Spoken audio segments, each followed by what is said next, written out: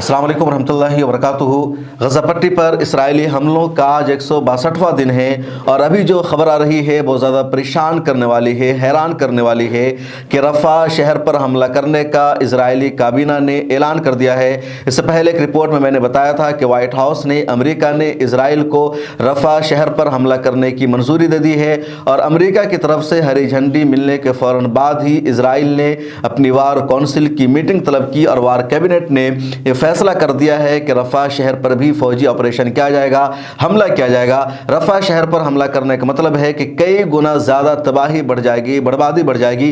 पिछले 160 दिनों में जितने आम फ़लस्तीनियों की हलाकत हुई है, रफ़ा शहर पर हमला होने के बाद उससे कई गुना ज़्यादा तबाही बढ़ जाएगी, क्योंकि रफ़ा शहर का जो एरिया है वो 5 किलोमीटर पर मुश्तमिल है।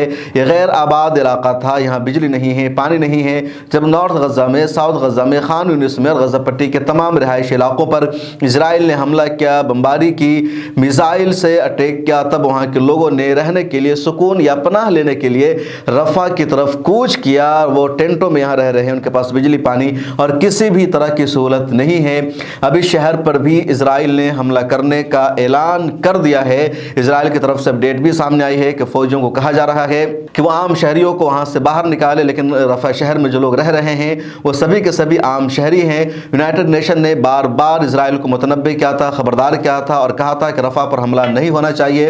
रफ़ा पर हमला होने का मतलब है कि इंसानी तबाही और ज़्यादा बढ़ जाएगी, लेकिन इजराइल रफ़ा पर हमला कर रहा है और इजराइल का जो ये कदम है पूरी दुनिया के लिए शर्म का मकाम है। पूरी दुनिया को इजराइल ने ठेंगा दिखा दिया है, पूरी दुनिया को इजराइल ने बता दिया है कि तुम लाख ह्यूमन राइट्स की बात करो, इंसानियत की बात करो, हम बेगुनाहों का, फ़लस्तीनियों का कत्ले आम करते रहेंगे, तुम हमारा कुछ भी नहीं बिगाड़ सकते हो, क्योंकि हमारे साथ अमेरिका खड़ा है। और इसलिए जो लोग रूस पर, चीन पर और दुनिया के दूसरे मुल्कों पर भरोसा करते हैं, उनको ह्यूमन राइट्स का लंबरदार कहते हैं, या उनको लगता है कि जब अमेरिका हमारे खिलाफ है तो रूस हमारी मदद कर देगा, चीन हमारी मदद कर देगा।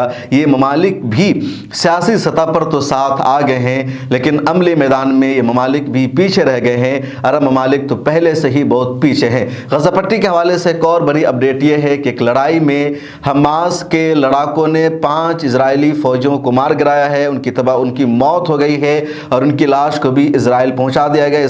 इसके अलावा यह भी खबर है कि इस ऑपरेशन में इजरायली सेना के कई सिपाही शदीद ज़ख्मी भी हो गए हैं। अल-क़साम ब्रिगेड के लड़ाके लगातार मुकाबला कर रहे हैं और जहां भी मौका मिल रहा है वो इजरायली सेना को पीछे हटने पर मजबूर कर रहे हैं। और यही वजह है इजराइल को अच्छी तरह इस बात का एतराफ़ हो गया पिछले 160 दिनों में कि वो हमास को शिकस्त नहीं दे सकते हैं, हमास को ख़त्म नहीं कर सकते हैं। जितना ज़्यादा आम फ़लस्तीनियों को मारा जा रहा है उतना ही ज़्यादा हमास के लड़ाके इजरायली सेना को नुकसान पहुँचा रहे हैं। और अब इजरायली सेना को लगता है, इजराइल की आर्मी और इजराइल की हुकूमत को लगता है कि अगर उसने गज़ा पट्टी के रफ़ा शहर पर हमला कर दिया तो मुकम्मल तौर पर हमास की कमर टूट जाएगी, हमास का खात्मा हो जाएगा और हम तमाम यरगमालियों को आज़ाद करा लेंगे, क्योंकि अभी तक नॉर्थ गज़ा, साउथ गज़ा, खान यूनिस और सभी इलाकों पर हमने हमला कर दिया।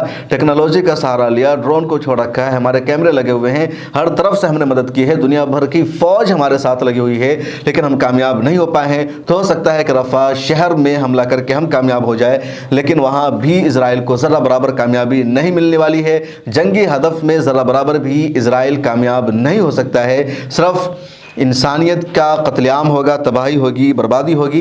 एक और ख़बर गज़ा पट्टी के हवाले से सामने आई है कि कब्रस से समुद्री रास्ते के ज़रिए जो इमदादी सामान भेजा गया था, गज़ा पट्टी की सरहद पर वो इमदादी सामान पहुंच गया है। वो शिप वहां लंगर अंदाज हो गया है। मुत्तहिदा अरब इमारात और दुनिया के कई मुल्कों ने मिल करके तकरीबन 200 टन अनाज और फूड गज़ा पट्टी के लोगों की मदद के लिए भेजा है और ये वहाँ पर पहुँच गया है। अब इसकी वहाँ पर तकसीम होगी। अमेरिका की तरफ से, कतर तरफ से भी खबर सामने आई है कि अभी भी कोशिशें जारी है जंगबंदी के लिए, सीज़ फायर के लिए, हालांकि कोई हतमी नतीजा नहीं निकल पा रहा है।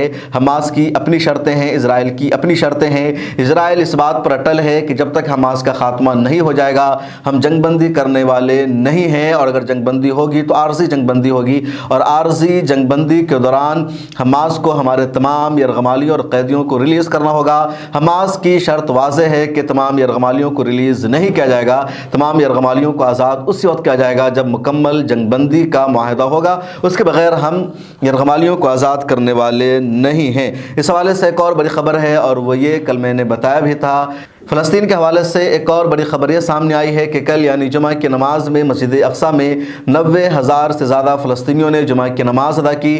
اسرائیلی سینا نے ہر ممکن کوشش کی فلسطینیوں کو مسجد اقصیٰ میں جانے سے، وہاں نماز پڑھنے سے روکنے سے۔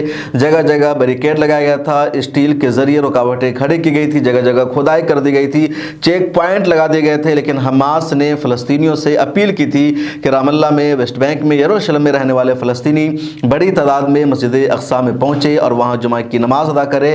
حماس کی اس اپیل پر فلسطینیوں نے لبیک کہا اور اسرائیلی سینا کی تمام بندشوں کو توڑ کر وہ مسجد اقصیٰ پہنچ جاتے ہیں، وہاں نماز ادا کرتے ہیں، اور 90,000 سے زیادہ فلسطینیوں نے مسجد اقصیٰ میں نماز ادا کی ہے۔ اور یہ جو فگر ہے، جو آنکڑا ہے، رائٹرز کا ہے، دوسری انٹرنیشنل ایجنسیوں کا ہے، اور کل رائٹرز اور تمام طرح کی انٹرنیشنل ایجنسیوں نے، میڈیا ہاؤسز نے نماز جمعہ کو لائیو بھی دکھایا۔ تراویح میں بھی تقریباً 40-50 ہزار فلسطینی پہنچ رہے ہیں اور تراویح کی نماز وہاں ادا کر رہے ہیں۔ اس ویڈیو میں اتنا ہی۔ فلسطین اور عالم اسلام کی تازہ ترین خبروں کو جاننے کے لیے ملت ٹائمز کو آپ دیکھتے رہیے۔ سوشل میڈیا کے سبھی پلیٹ فارم پر ہمیں فالو کیجیے، ملت ٹائمز کا مالی تعاون بھی کیجیے۔